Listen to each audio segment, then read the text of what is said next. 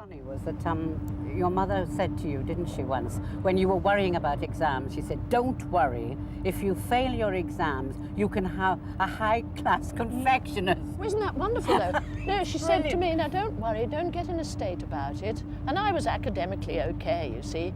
She said, you and I will set up a little high-class confectioner's. Now, there was a woman with vision.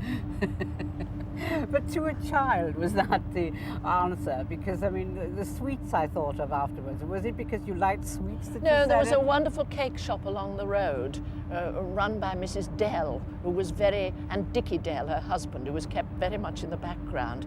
And we used to get the birthday cakes there.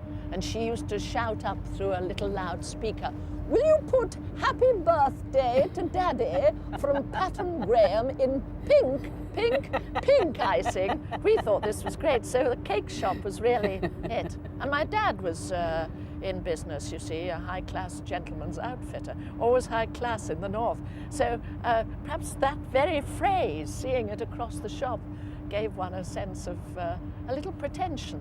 But pretension is no harm if you achieve it. Well, if you achieve it, it's when you don't achieve it that it's funny. I think really. It can be snobby, but it obviously yes, wasn't it's dangerous.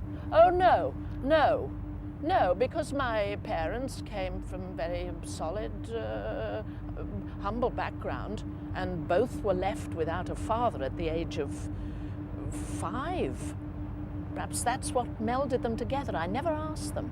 But you see, in those days, if you weren't well off, to be left without a father meant that the children had to leave school at the age of 14, but they still went on educating themselves. But do you think... wave to the spirit of Bernard Miles, the Old Mermaid Theatre.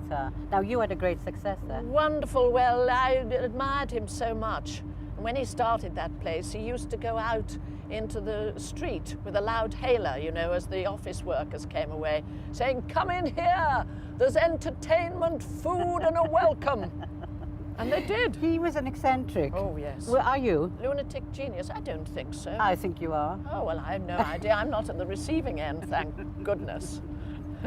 I think you're a one-off, like he's a one-off. Oh, well, we're all one-off if we find out, aren't we? Yes, but... I mean, what fascinates me is the uniqueness of people. Have you always had that real interest in people? Yes, very much so. Because my family did. You know, they just were... and you see, running a business, my father and my mother assisted him during the war. He went off to do his little bit of war effort, not in the forces, because that wasn't possible. But she would run a business and run a home as well. And I remember saying to her once, when we'd had a boring conversation with some woman whose husband was always beating her, and we met her when we went shopping down Grange Road, and we listened to these terrible tales. And I said to her once, why do you have to stand and listen to all that? She told us the same story last time. My mother said, when you've stood behind a counter and listened to as much old rubbish as I have, you can listen to people, you know, and people's troubles too. You've she had didn't to just listen. mean old rubbish. You've had to listen equally as an actress. Well, that's the secret of acting, I think. If you don't listen, you don't reply properly. Is that why you go on public transport so much? Yes, well, I love it. I know, but yes. Because you're with Well, them. you're out of touch with life. Exactly. You know, if you like cruise round minister. in a limousine, I mean, what do they know about? What does the Minister of Transport know about the rise in fares and the breakdown on the escalator? You know, you didn't want to be an actress, you wanted to be a teacher. That was my ambition. I it? knew that was the full flowering of education. But acting was part of education to me. Being taken to read stories to 5-year-olds as an 8-year-old in the primary school, that was all part of it. Reading, writing, arithmetic, geography, history. And being asked to play Alice in Wonderland when nobody else was. I thought that I was just fortunate. I thought everybody could do it, only the others were lazy. I remember thinking that quite clearly.